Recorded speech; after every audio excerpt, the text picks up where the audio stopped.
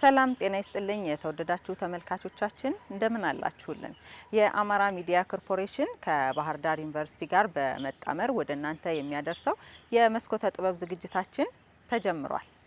እንግዲህ በየሳምንቱ ወደ እናንተ የተለያዩ ዝግጅቶችን የሚያደርሰው የመስኮተ ጥበብ ዝግጅታችን ዛሬም ደግሞ የተለያዩ ሀሳቦችን ይዞ ነው ወደ እናንተ የመጣው።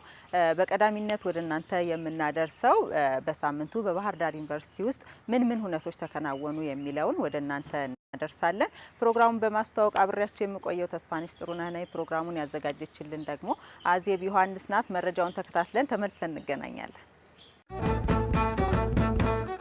ባህር ዳር ዩኒቨርሲቲ የመውጫ ፈተና ካስፈተናቸው ለመጀመሪያ ጊዜ ፈተናውን የወሰዱ የመደበኛ መርሃ ግብር ተማሪዎች ውስጥ ከ96 በመቶ በላይ ማሳለፍ ችሏል። በሁሉም መርሃ ግብር ለመጀመሪያ ጊዜ ከወሰዱት ውስጥ ከ94 በመቶ በላይ ማለፍ ችሏል። የመጀመሪያ ፈተና በተሰጠባቸው 77 ፕሮግራሞች ውስጥ 46 የትምህርት ክፍሎች ሙሉ በሙሉ ማሳለፍ ችሏል። ባህር ዳር ዩኒቨርሲቲ የ2017 ዓ.ም ተመራቂ ተማሪዎችን ለማስመረቅ ዝግጅቱን አጠናቋል። ዩኒቨርሲቲው በኮሌጅ ደረጃ ከ1958 ዓ.ም ዩኒቨርሲቲ ከሆነ በኋላ ደግሞ ከ1992 ዓ.ም ጀምሮ በተለያዩ የትምህርት መስኮችና መርሃ ግብሮች ለተከታታይ ዓመታት አስመርቋል። በዘንድሮ ዓመትም በሳይበር ሴኩሪቲና ዳታ ሳይንስ በኢትዮጵያ የመጀመሪያዎቹን ምሩቃን ያስመርቃል። ለተመራቂ ተማሪዎችና ቤተሰቦቻቸው እንኳን ደስ አላችሁ ማለት እንወዳለን። የተወደዳችሁ ተመልካቾቻችን ቀደም ሲል እንግዲህ በባህር ዳር ዩኒቨርሲቲ በሳምንቱ ውስጥ የተከናወኑ ሁነቶችን ነው ወደ እናንተ አደርሰን እየተመለስ ነው። በቀጣይነት ደግሞ ወደ እናንተ የምናደርሰው ባህር ዳር ዩኒቨርሲቲ እንግዲህ በየዓመቱ የተለያዩ የምርምር አውደ ጥናቶችን ያካሂዳል። በዚህ ዓመትም ደግሞ በሂዩማኒቲ ፋካልቲ የምርምር አውደ ጥናት ተዘጋጅቶ ነበር። በዚህ የምርምር አውደ ጥናት ምን ሀሳቦች ተነሱ የሚለውን ደግሞ አዜብ ዮሐንስ አዘጋጅታልናለች። ፕሮግራሙን ተከታትለን አሁንም በድጋሚ ከኔ ጋር ተመልሰን እንገናኛለን። ጥሩ ጊዜ ይሁንላችሁ።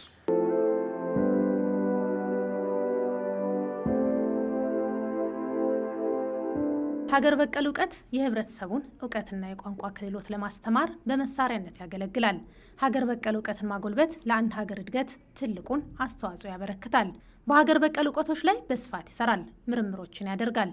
በባህር ዳር ዩኒቨርሲቲ የሂዩማኒቲስ ፋካልቲው 11ኛውን ሀገር አቀፍ የቋንቋ ባህልና ስነ ተግባቦት የምርምር አውደ ጥናት የሀገር በቀል እውቀትና ኪነ ጥበብ ባህልና ተግባቦት ለዘላቂ መጻኢ ያላቸው መስተጋብር በሚል መሪ ሀሳብ ነው የተካሄደው። በአውደ ጥናቱ ቁልፍ ንግግር ያደረጉት በሀገር በቀል እውቀት ዙሪያ በርካታ ስራዎችን የሰሩ በአዲስ አበባ ዩኒቨርሲቲ 51 ዓመታትን በተማሪነት በመምህርነትና በተመራማሪነት ቆይታ ያደረጉት ፕሮፌሰር አርአያ ሃይመተ ናቸው።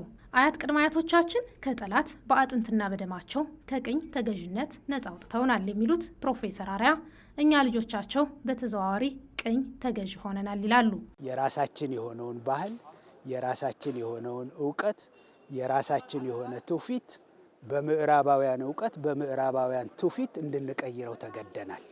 የውዴታ ግዴታ ውስጥ ገብተናል። ያ ቅኝ እየተገዛነን የሚያሰኘኝ አይነት ስለሆነ ራሳችንን ከዛ አይነቱ ቅኝ አገዛዝ እንዴት እናውጣ?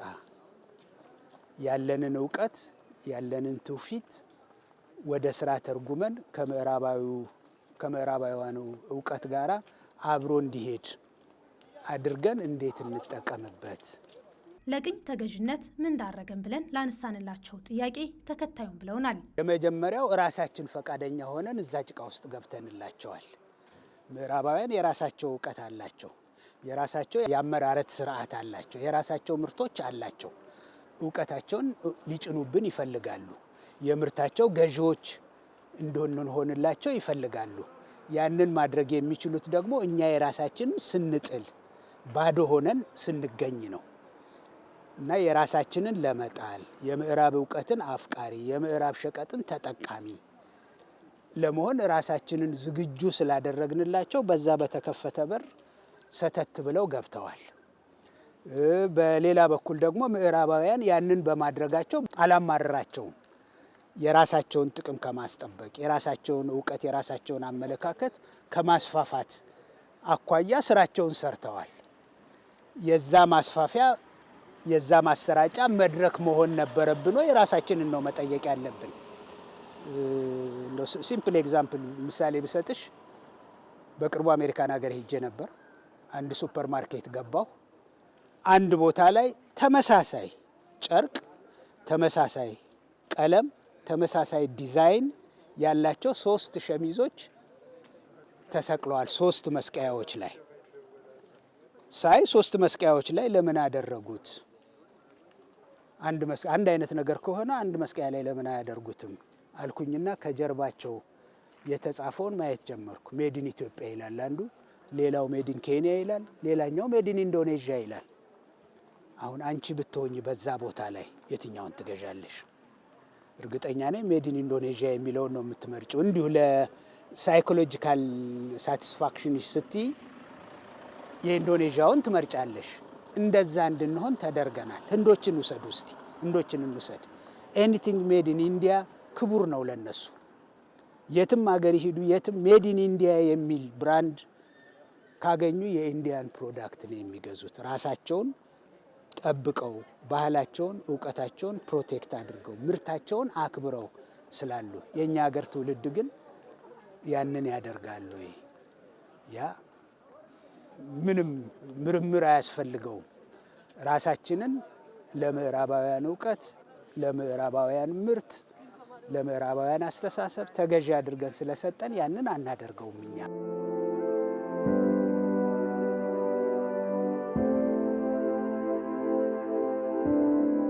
ሀገር በቀል እውቀቶች ላይ መስራት በየዩኒቨርሲቲው ጅማሮች አሉ። ችግሮችን የመለየት ስራ ቢሰራም ተግባራዊነቱ ላይ ግን ይቀራል። በዚህ ላይ መስራት ይጠይቃል የሚሉት ፕሮፌሰር አርያ ሀገር በቀል እውቀትን ከዘመናዊ ጋር አንድ ላይ ተቀናጅቶ እንዲሄድ መደረግ አለበት ያሉትን ሀሳብ ያብራራሉ። አንደኛው ሀገር ውስጥ ያለውን እውቀት እንደ እውቀት ልንቆጥረው ልንቀበለው ያስፈልጋል። እንደ እውቀት እንዳንቆጥረው ተደርገናል። ኋላ ቀር እውቀት ነው፣ ኋላ ቀር አስተሳሰብ ነው፣ ኋላ ቀር አመለካከት ነው እና ያንን አይነት እሳቤ ከጭንቅላታችን ውስጥ ማስወጣት፣ ሀገር በቀል እውቀቱ የሚጠቅመን፣ የሚያሳድገን፣ የሚያኖረን፣ የሚያከብረን ጭምር መሆኑን ማወቅ መቻል አለብን። ሁለተኛ የሀገር በቀል እውቀታችንን ከዘመናዊ እውቀት ጋር በተቀናጀ መልኩ ትምህርት ስርዓታችን ውስጥ ማስገባት መቻል አለብን። እስቲ እንደው የቤት አሰራሮቻችንን ተመልከች። ጎጃም አንድ አይነት የጎጆ ቤት አሰራር አለ። ጎንደር ሌላ አይነት የጎጆ ቤት አሰራር አለ። ወደ ሸዋ ብትወርጂ ሌላ አይነት የጎጆ ቤት አሰራር አለ። ወደ ሲዳማ፣ ወደ ሀዲያ፣ ወደ ከምባታ፣ ወደ ኮንሶ ብትሄጂ ሌላ አይነት የቤት አሰራሮች እውቀት አለ። እነዛ የቤት አሰራር እውቀቶች ከአካባቢው ጋራ እንዲጣጣሙ ተደርገው ታስበው የተጀመሩ በትውልድ ሂደት ውስጥ እያደጉ የመጡ የቤት አሰራሮች ናቸው። እስቲ አሁን ባህር ዳር ከተማን ዞር ዞር ብለሽ ያት እየተሰሩ ያሉት ቤቶች አውሮፓ ውስጥ ያለሽ እስኪመስልሽ ድረስ የቤት አሰራራችን ተቀይሯል። አውሮፓ በረዶ አለ። በረዶ በፍጥነት እንዲያንሸራትት ታስቦ የተሰራ አይነት ዲዛይን እኛ ሀገር አመጣ ነው። እኛ ሀገር በረዶ አለ። እኛ ሀገር ቀዝቃዛ ነው። ጣራውን ያን ያህል ከፍ ባደረግነው ቁጥር ሙቀት እያባከንነን ያለ ነው። ለማሞቂያ ሌላ ወጪ እያወጣነን ያለ ነው። ያን ያህል ሾጣጣና ከፍ ያለ ባደረግነው ቁጥር ብዙ ቆርቆሮ፣ ብዙ እንጨት እያባከንበት ነን ያለ ነው እና የራሳችንን የመናቅ የራሳችንን የማጣጣል አይነት አስተሳሰብ ስላለን ነው ያ እየተደረገ ያለው። ጎጃም ውስጥ የሚሰራውን የጎጆ ቤት አሰራር በዘመናዊ የቆርቆሮ ቤት አሰራር ላይ ለምንድን ነው ልጠቀምበትም አልችለው? ያንን ማሰብ አለብኝ። ወደ ተግባርም እንዲመጣ ማድረግ መቻል አለብኝ። ያ ካልሆነ ሁል ጊዜ የውጭ ኮራጅ የጎጃም፣ የጎንደር፣ የሸዋ፣ የወላይታ፣ የከምባታ የቤት አሰራሮች እኮ ምናልባት ከ20 ዓመት ከ30 ዓመት በኋላ ምንም ምልክታቸውም አይኖረንም እና ያንን አይነት አካሄዱ ላይ ጥንቃቄ ማድረግ አለብን። የኔ ምን ወጣው፣ የኔ ምን ጎደለው፣ የጎደለው ነገር ካለ በምን ልሙላው የሚለውን አስቤ መሄድ ሲገባኝ ሙሉ በሙሉ የራሴን አፈር ላይ ጥዬ የሌላውን አንስቼ መሄዱ በጎጆ አሰራሩ ምሳሌ ያነሳሁት እንጂ በሌላውም የኑሮ ዘር የኑሮ መስክ ተመሳሳይ ነገር ነው ያለው እና የነበረን ትልቅ ነገር ነበር። የዘመን አቆጣጠራችንን እናንሳ። ሌላው የሌለው እኛ ያለን የወራቶቻችን ስም፣ የወቅቶቻችን አጠራር፣ አገላለጹ የተሟላ ነገር ነበረን። አሁን ፈረንጆቹ ሰመር ሲሉን እኛ ክረምት ውስጥ ነን ያለ ነው። እነሱ ጋር ሰመር በጋ ነው፣ እኛ ጋር ግን ክረምት ነው። ኮንፊውዥን ውስጥ ነው የገባ ነው እና ልጆቻችንን ራሳቸውን ሆነው እንዲያድጉ ወላጅ መረባረብ አለ። ያንን ለማስፈጸም የትምህርት ስርዓቱ ማገዝ አለበት። መንግስት፣ ፖሊሲ አውጪዎች ማገዝ መቻል አለባቸው። የራሳችንን እውቀት የራሳችንን ሀብት ከወደቀበት አዋራ ላይ ብናነሳው ከምዕራባዊ ጋር አዋህደን የምዕራብን እውቀት አንቀበል ማለት አይደለም። መውሰድ ያለብን ነገሮችን የሚያቀሉልን አቋራጭ የሚሆኑልን ብዙ ነገሮች አላቸው። ግን ያንን አቋራጭ ያንን የማቅለጃ ዘዴ ከሀገራችን እውቀት ጋር አስተሳስረ ነው ሲሆን በፈጠነ ሁናቴ መሄድ እንችላለን።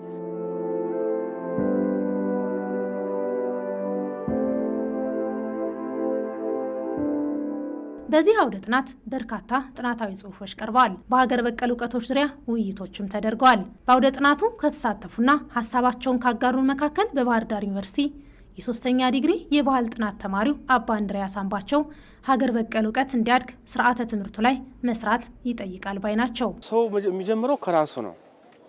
ከራሱ ያልጀመረ ማደግም መለወጥም አይችልም። የራስን ጥሎ የሌላን አንጠልጥሎ ነው የሚሆነው ማለት ነው።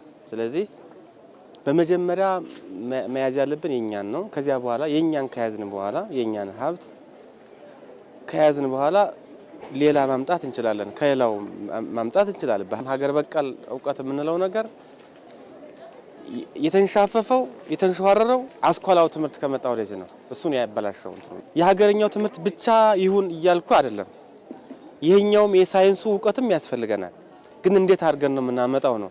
የኛንም የነሱንም በኩል ደረጃ ነው ስናመጣው የምንጠቀመው። አሁን የኛን ብቻ ከሆነው ብንወስድ ከዓለም ጋር አብረን እንዳንሄድ ያደርገናል። የውጩን ብናደርግ ደግሞ ማደግ አንችልም፣ መለወጥ አንችልም። የኛን ትተናል ማለት ነው። ስለዚህ የተበላሸው በዋነኝነት ስርዓተ ትምህርት ላይ ነው የተበላሸ ነው።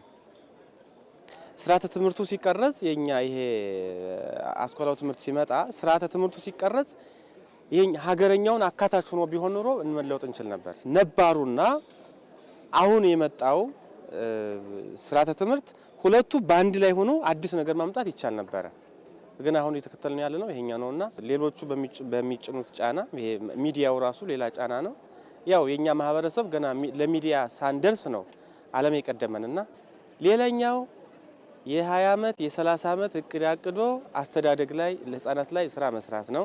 ባህልን ማስተዋወቅ ካለባበስ፣ ካመጋገብ፣ ካነጋገር ጀምሮ ቤት ውስጥ ላይ ልጆቹን በደንብ አሁን ያለው የተበላሸውን እንትን ለማለት ለማከም ከስር ከሚያድጉት ልጆች ላይ ስራ መስራት አለበት ነው።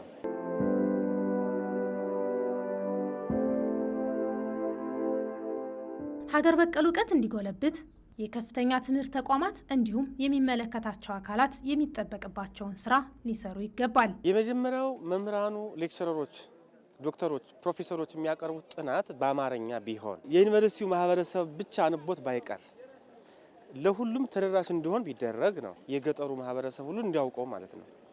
አሁን የገጠሩም የራሱን የሆነውን ነገር አሁን እንደ ኋላ ቀር አይነት ነገር እየሳለ መሳል ጀምሯል አሁንና ሁሉም ሰው ላይ ተደራሽ እንዲሆን እዚህ ዩኒቨርሲቲ ሸልፎች ላይ ብቻ ተደርድረው እንዳይቀሩ በአማርኛ ቢታተሙ፣ በኦሮሞኛ ቢታተሙ፣ በአገውኛ ቢታተሙ በአጠቃላይ በዚህ በእኛ በሀገር ውስጥ በሀገረኛ ቋንቋዎች ታትመው ሁሉም ሰው እንዲያነባቸው ቢደረግ ችግሩን መለየት ይቻላል ነው። ሌላው አሁን እዚህ ላይ ትልቅ ስራ መስራት አለባቸው የማምነው እኔ የሃይማኖት ሰዎችና የፖለቲካ ሰዎች ናቸው።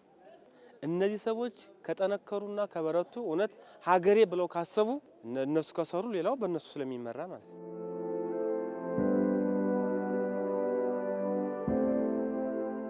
ሀገር በቀል እውቀቶችን ለዘላቂ የሰው ልጆች ጥቅም ማዋል ላይ ዓላማ አድርጎ የተካሄደው አውደ ጥናት የከፍተኛ ትምህርት ተቋማት ሀገር በቀል እውቀትን እንደ አንድ ተግባር ይዘው እንዲሰሩ የውል ግዴታ እንዳለባቸው በባህር ዳር ዩኒቨርሲቲ ሂውማኒቲስ ፋካልቲ ዲን ዶክተር ዋልተ ንጉስ መኮንን ተናግረዋል።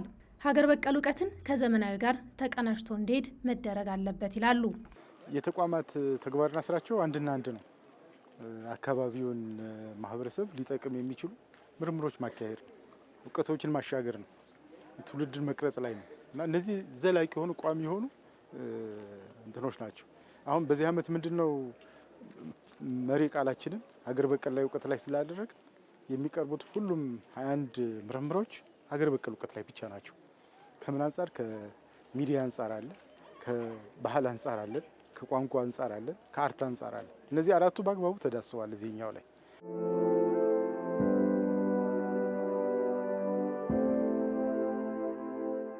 የምርምር አውደ ጥናቶች ከተካሄዱ በኋላ በምርምር ውጤቶች ዙሪያ ውይይት አይደረግም። ይህ ደግሞ ትልቅ ችግር ነው የሚሉት ዶክተር ዋልተ ንጉስ አሁን ይህንን ችግር የሚያስተካክል አስገዳጅ አሰራር እየመጣ ነው ብለዋል። ሼልፍ ላይ ነው የሚቀመጡት። ከዚህ ከጉባኤው ቀን በኋላ ውይይት አይካሄድባቸው፣ ወደ ተግባር አይቀየሩ። አንዱ ትልቁ ጋፕ ይሄ ነው። አሁን በየተቋማት ላይ ግን አሁን ምንድነው ትልቁ ስራ አሁን እየመጣ ያለው እውቀቱን ከስራችሁ ጋር አስተሳስሩት፣ ከእቅዳችሁ ጋር አብራችሁ አገናኙት ነው። መጽሐፍት ሲዘጋጁ ኢንዲጂነስ ኖሌጆችን አገር በቀል እውቀቶችን እንደ ኮንቴንት ከውስጥ አስገቧቸው ይባል።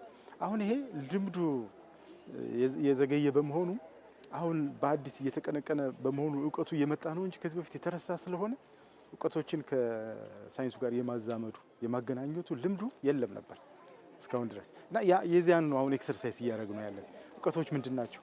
ልምዶች ምንድናቸው? እንዴት እናስተሳስራቸዋለን የሚለው ነው ውይይቱ አሁን እየመጣ ያለ። እንዲህ በቀጣይ እንግዲህ እንትኑ ነው ይሄ ልምድ እንዴት አድርጎ ወደ ተግባር መቀየር ይቻላል የሚለው ነው እንጂ እስካሁን እንደተባለው ይነገራል፣ ከዛ በኋላ ስራ አልነበረም። አሁን ግን አስገዳጅ ህጎች እየመጡ ነው። ከትምህርቱ ጋር ቀላቅሉት ነው፣ አገናኙት፣ አዋህዱት የሚለው እሱ ትልቅ ስራ ስለሆነ እነዚህ የሚጠኑ ጥናቶች ናቸው። አሁን ወደ ፕራክቲካል ከትምህርት ጋር እንዴት እናገናኘው ነው፣ ከህክምናው ጋር እንዴት አድርገን እናገናኘው ነው፣ ከምህንድስና ጋር እንዴት አድርገን እናገናኘው ነው፣ አርቱ እንዴት ሆኖ ጎልቶ ይወጣ ነው፣ ከክሬቲቭ አርቱ ጋር እንዴት አድርገን እናስተሳስረው ነው። እዚህ ላይ ነው ውይይቱ እየተካሄደ ያለ። ቀስ እያለ እየጎለበተ እያደገ የሚመጣ እንጂ በአንድ ጊዜ የሚሆን ነገር አይደለም። እንደ ሂውማኒቲስ ፋካልቲ ሀገር በቀል እውቀት ላይ ፕሮጀክቶች ተቀርጸው እየተሰሩ መሆኑን ዶክተር ዋልተ ንጉስ ገልጸዋል።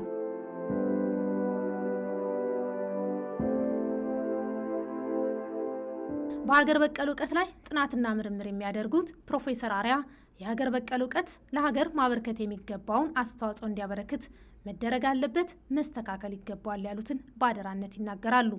በሁሉም የህይወት መስክ የራሳችን የሆነ መነሻ መሆን የሚችል እውቀት ነበረን። ትልልቅ ስራዎችንም ሰርተንበት ታይተናል። የአክሱም ሐውልት አንዱ ነው። የላሊበላ ውቅር አብያተ ክርስቲያናት ሌላው ነው።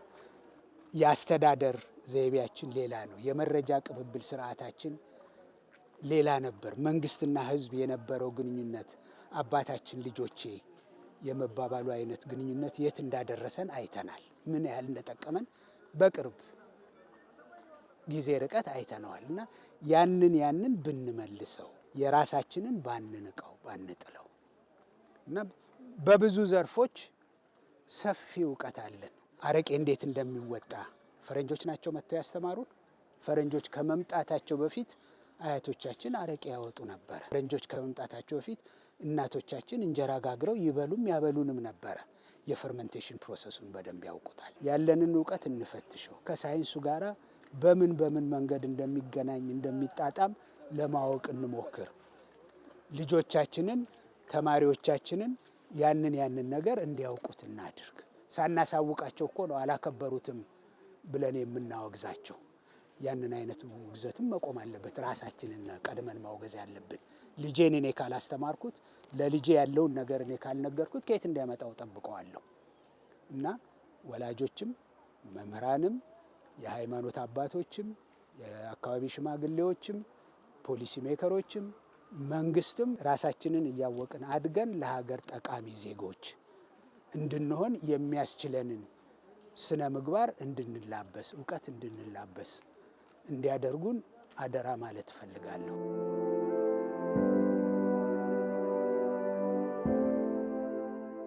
የተከበራችሁ ተመልካቾቻችን እየተከታተላችሁ የምትገኙት በአማራ ሚዲያ ኮርፖሬሽን እና በባህር ዳር ዩኒቨርሲቲ ጥምረት ወደ እናንተ የሚደርሰውን የመስኮተ ጥበብ ዝግጅታችንን ነው። እንግዲህ ቀደም ሲል እንደተከታተላችሁት ባህር ዳር ዩኒቨርሲቲ በየዓመቱ የተለያዩ የምርምር አውደ ጥናቶችን ያካሂዳል። በዚህ ዓመት ደግሞ በሂውማኒቲስ ፋካልቲ የተካሄደውን የምርምር አውደ ጥናት ምን እንደሚመስል ነበር ተከታትለን የተመለስ ነው። ቀጣይ ደግሞ እንግዲህ ከመደርደሪያው የተሰኘው ዝግጅታችን ወደ እናንተ የሚደርስ ነው የሚሆነው። እንግዲህ በዚህ ዝግጅት ደግሞ ቀደም ሲል ከተነሳው የምርምር አውደ ጉባኤ ውስጥ ከተነሱ ጥናቶች ውስጥ አንደኛውን መርጠን ወደ እናንተ የምናደርስ ነው የሚሆነው። ፕሮግራሙን ተጋበዙልኝ። ከኔ ጋር ተመልሰን እንገናኛለን።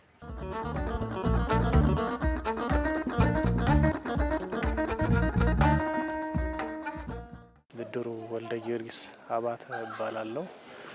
ሁለተኛ ዲግሪን እዚሁ ባህር ዳር ዩኒቨርሲቲ የተማርኩ ሲሆን በግዕዝ ቋንቋ ምርዛው ጋር ተያይዞ ያለው የሰራሁት የምርምር ርዕስ ደግሞ የሚለው አርት ኦፍ ሪሊፍ ስሮ ትራዲሽን ፔን ማኔጅመንት ፕራክቲስ ዩዚንግ ግዕዝ ሜዲሲናል ቴክስትስ የሚል ነው። እዛ ሀገር በቀል እውቀትን በመጠቀም የህመም ሕክምና የሚል ልናደርገው እንችላለን። ሀገር በቀል ጥበቦች በሕክምናው ዘርፍ ምን አይነት ሚና አላቸው? በተለይ ደግሞ ፔን ማኔጅመንት የሚባለው ከህመም ጋር የተያያዘውን ነገር እንዴት ይታከማል? እንዴት ሲያክሙት ነበረ?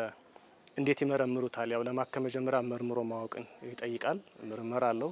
ከተመረመረ በኋላ ያለው የበሽታው አይነት ወይ የህመም አይነት ሲታወቅ ነው ማከም የሚቻለው። ስለዚህ እንዴት ይመረምራሉ? እንዴት ሊያውቋቸው ይችላሉ?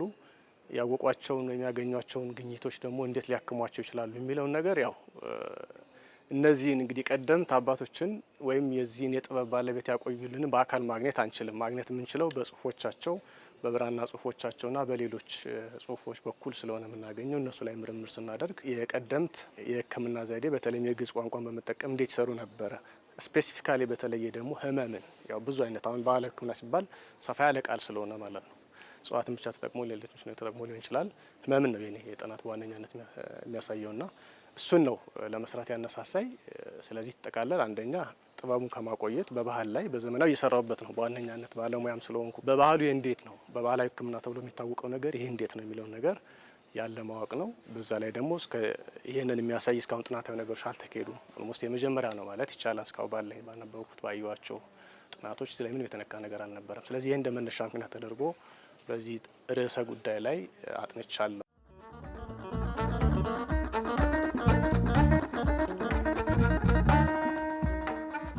በዚህ ርዕሰ ጉዳይ ላይ ምን አይነት ግኝቶች ተገኙ ስንል በጣም ሰፋ ያለ ቃል ነው። እውነት ለመናገር የዚህ ህመም ህክምና የሚባለው የፔን ማኔጅመንት የሚባለው ቴክስቶቹ ጋር ወይም እነዚህ በግዕዝ የተጻፉ የህክምና ቃላትና እነኚህን እንደ መመሪያ ተጠቅመው የሚያክሙ በተለምዶ የባህል ሐኪሞች የሚባሉትን በዚህ አገልግሎት ተጠቃሚ የሆኑ የህብረተሰብ ክፍሎቻችንን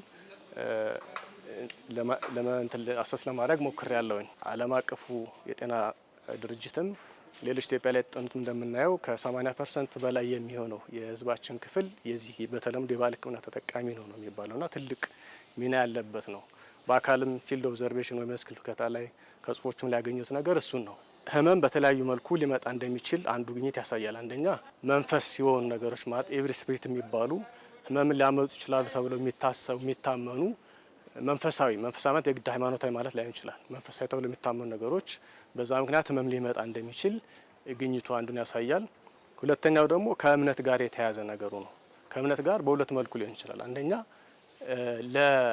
ለንጽህና ወይም ፒሪፊኬሽን የሚባለው በተለያየ ሰማዕትነት ሊሆን ይችላል ወይም ቅዱስነትን ለመግለጽ በዛ ላይ ያሉ ተጋድሎች የሚታዩበት ህመም ሆኖ ለማንጻት ፎር ፒዩሪፊኬሽን ወይም ቴስት ኦፍ ፌዝ የሚባለው አይነት ነገር ነው። ሁለተኛው ደግሞ ለቅጣት ይሆናል። ቅጣት ሲሆን የስፒሪቹዋል ኢምባላንስ የሚባለው ወይም ደግሞ ሰዎች በእምነቱ በኩል አስተምሮ ሳይሄዱ ሲቀሩ ጥፋት ሲያጠፉ በዛ ምክንያት የሚቀጡት ፐኒሽመንት የሚባለው።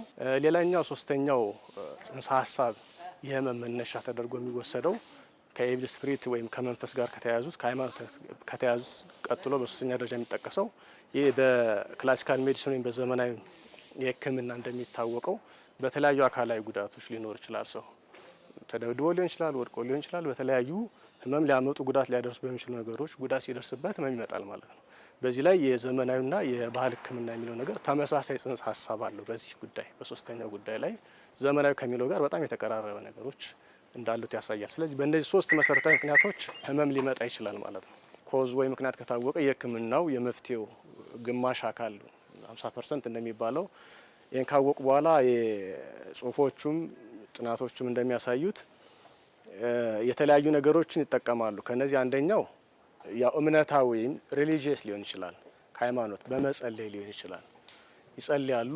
የሆነ ነገር እንዳይደርስም ሊሆን ይችላል። ወይም የደረሰባቸውን ነገር በሚያምኑት በፈጣሪያቸው በኩል ያ ነገር ከነሱ እንዲርቅ ህመም አምጪ ነገሮች ከነሱ እንዲርቅ ይሄን እንደ ህክምና ሊጠቀሙበት ይችላሉ።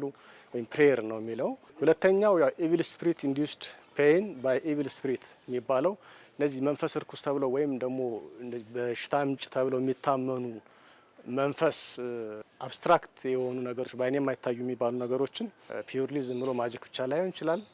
የሃይማኖትም በስመ አብ ወወልድ ወመንፈስ ቅዱስ ላይ ይጀምራል። መሀል ላይ የሚለው ነገር ይኖራል። ዞሮ ዞሮ የሃይማኖትም የተወሰነ ክፍል ያለው ከዚህ ደግሞ ቻንት ወይም ማጂካል ኤሌመንትም ያለው ሆኖ በዛ መልኩ ያክሙታል ማለት ነው። ያው በመጣበት መልሶ እንደማከም ነው።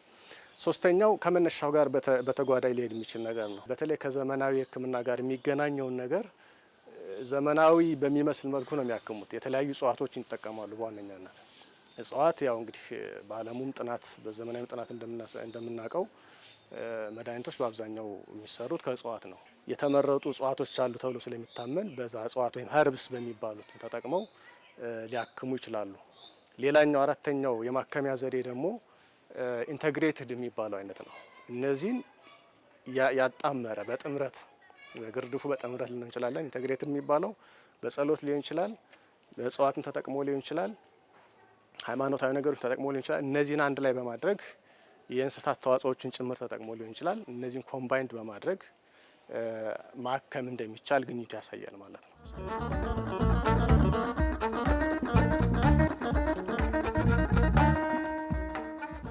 በተለምዶ የባህላዊ ሕክምና የምንለው ነገር ጥሩ ነገሮች አሉ። በጣም የጎሉ ጥሩ ነገሮች እንዳሉ ነው። ግን አንዳንዴ ደግሞ ውስንነትም እንዳለ ደግሞ መረዳት ያስፈልጋል። ለምሳሌ አንዳንዴ ባልተገባ መልኩ ሰርጀሪ ሊደረግ ይችላል።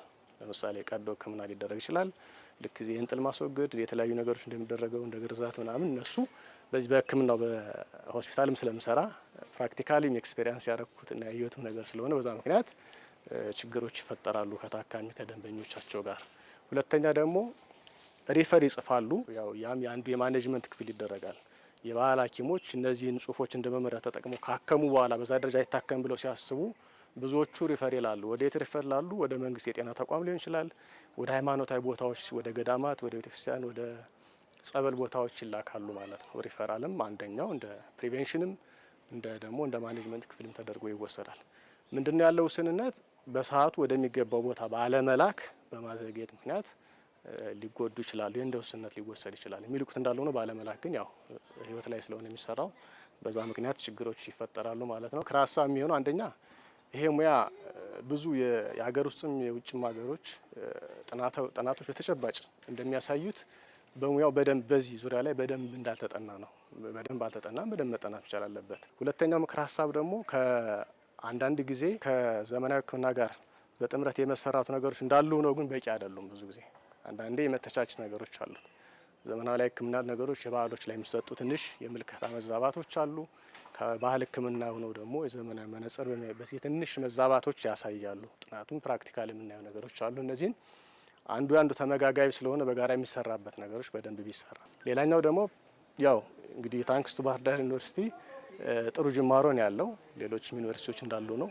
በደንብ ይሄን ለብቻው እንደ አንድ ፊልድ ኦፍ ስፔሻላይዜሽን እንደ አንድ በልየታ ሊጠና እንደሚችል የትምህርት መስክ በደንብ ቦታ ተሰጥቶት የጥናት ማዕከል ተዘጋጅቶለት ስለ እጽዋቱም ስለ እንስሳቱም ስለ ጸሎት ስለሚደረጉ አብስትራክት ስለሆኑ ነገሮችም በደንብ ቢጠናና የጥናት ማዕከል ቢኖረው።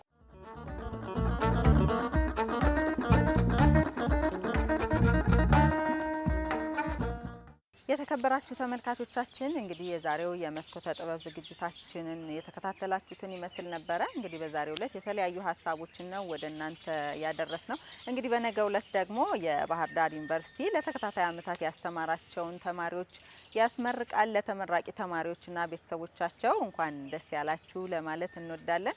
ሳምንት ደግሞ በሌሎች ዝግጅቶች የምንገናኝ ነው የሚሆነው። እንግዲህ የዛሬውን ፕሮግራም ወደ እናንተ ሳደርስ የቆየሁት ተስፋነሽ ጥሩነህ ነበርኩኝ። ፕሮግራሙን በማዘጋጀት ደግሞ አዜብ ዮሐንስ አብራን ነበረች። ሳምንት እንጠብቃችኋለን። ሰላም ሁኑልን።